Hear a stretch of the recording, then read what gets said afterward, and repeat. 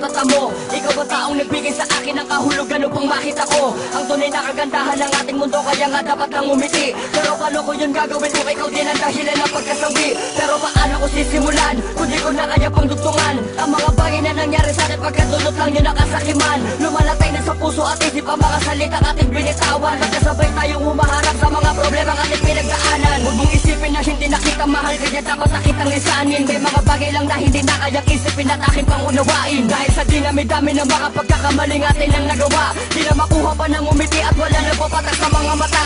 Naluha dahil naubos na sa mga panahong dapat kang masaya tayo, sa mga sandaling kasama kita at sa mga sandaling kasama mo ko. Pero kahit ganito ang nangyari, patuloy ka pa din maging matatag. Hindi ka sa'kin nagkulang, bagkus labis ka lamang talaga umagangad, umagangad.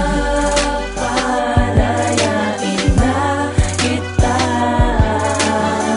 ayoko nang ipagpatuloy ang pagkukumari, at tayong dalawa'y masaya sa bawat sandali. Ramdam ko na hindi na magtatagal, nawala na sa'kin ang dati mong pagmamahal.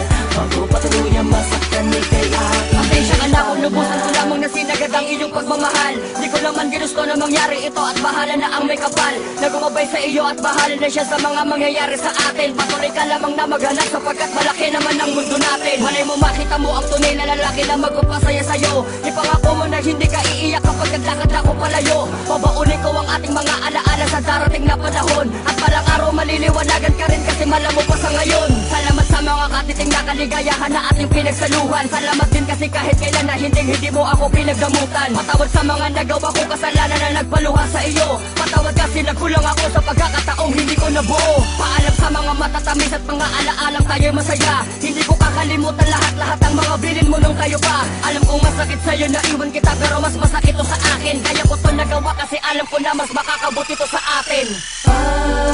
Palayain na kita,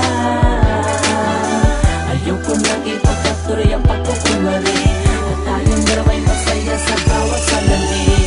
Ramdam ko na hindi na magtatagal, nawala na sa'kin ang dati mong pagmamahal.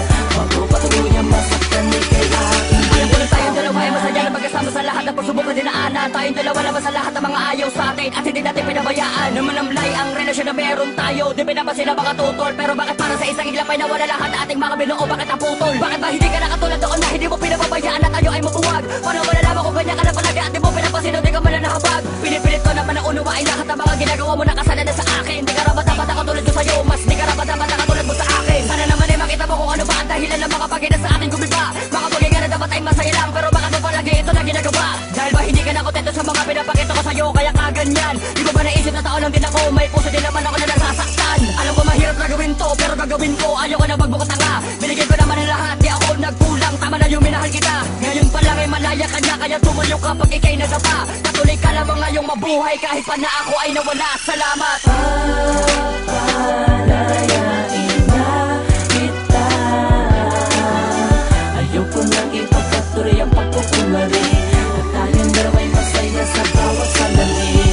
Ramdam ko na hindi na magtatagal,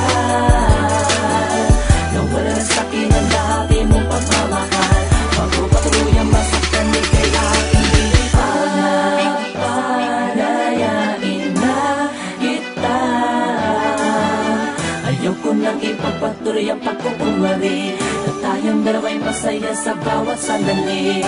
Ramdam ko na hindi na magtatagal, akin ang dati mong pagmamahal. Bago pa tuluyang masaktan, ika'y aking bibitawan na.